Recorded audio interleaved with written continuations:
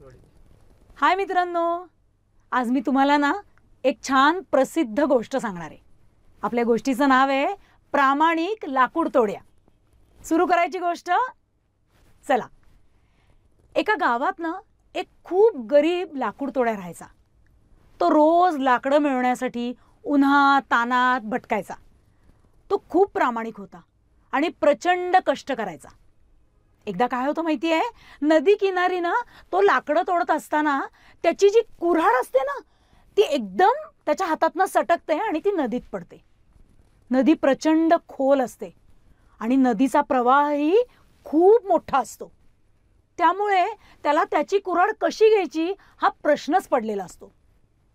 त्याची कुऱ्हाड त्याच्या उदरनिर्वाहाचं एकमेव साधन होती। दुसरी कुऱ्हाड वगैरे खरेदी तो करूच शकत नव्हता, इतका तो गरीब होता। म्हणून त्याला खूप वाईट वाटतं आणि तो विचार करतो की आता काय करायचं।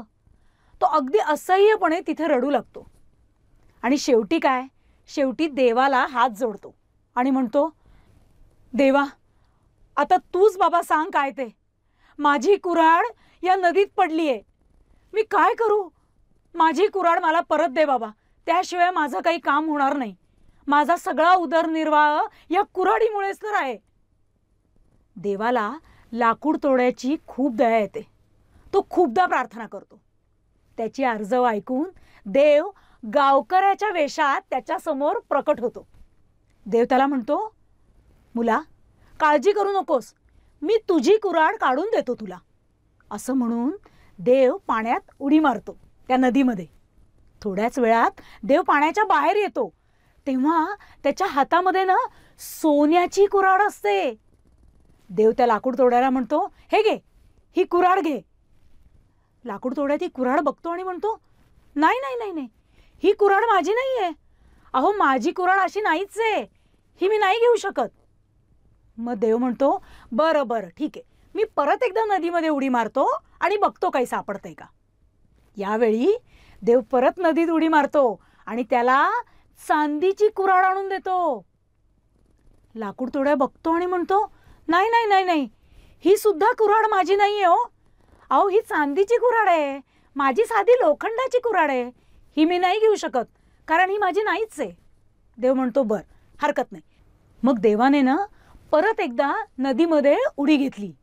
या वेळेला त्याने लोखंडाची कुऱ्हाड बाहेर आणली। ती बघता क्षणी लाकूड तोड्याला प्रचंड आनंद झाला। तो म्हणाला, हो हीच आहे माझी कुऱ्हाड, लोखंडी कुऱ्हाड। देव त्याला म्हणतो, तू सोन्याची चांदीची कुऱ्हाड का नाही घेतलीस। लाकूड तोड्या म्हणतो की मी कशी घेणार, कारण त्या कुऱ्हाडी माझ्या नाहीच आहेत।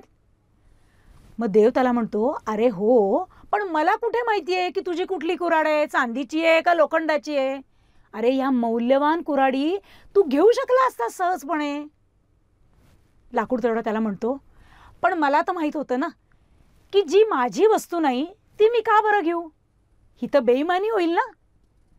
त्या गरीब लाकूड तोड्याचा हा प्रामाणिकपणा बघून देव त्याच्यावर एकदम प्रसन्न होतो।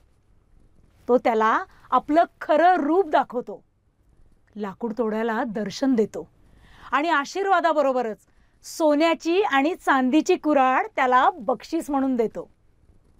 काय मित्रांनो, आलं ना लक्षात। म्हणजे सगळ्यात महत्त्वाचं काय आहे, प्रामाणिकपणा। जर तुमच्याकडे प्रामाणिकपणा असेल तर तुम्हाला देवाचे आशीर्वादही मिळतात आणि बक्षीसही मिळतात, हो की नाही। आवडली का आपली गोष्ट। मग आवडली असेल तर सगळ्यांबरोबर शेअर करा आणि लाईक करा। हां बाय।